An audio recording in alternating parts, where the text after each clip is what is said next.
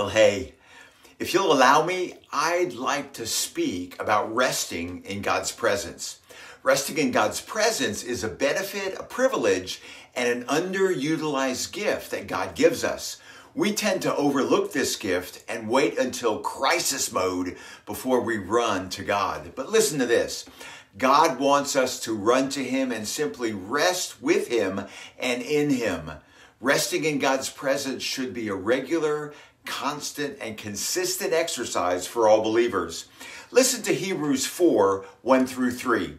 Therefore, since the promise of entering His rest still stands, let us be careful that none of you be found to have fallen short of it. For we also have had the good news proclaimed to us just as they did.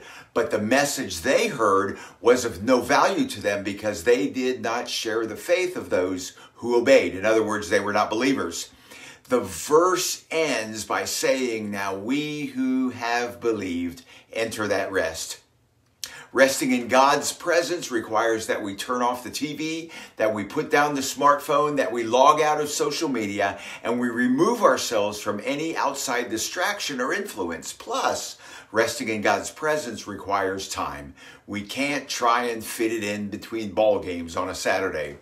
A great way to rest in God's presence is to quietly sit and to have instrumental background music playing while we meditate on God and His Word.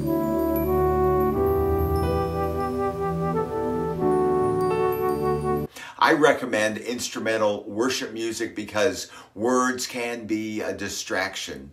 Psalm 62, 1 and 5 says this, truly my soul finds rest in God. My salvation comes from Him. Yes, my soul, find rest in God. My hope comes from Him.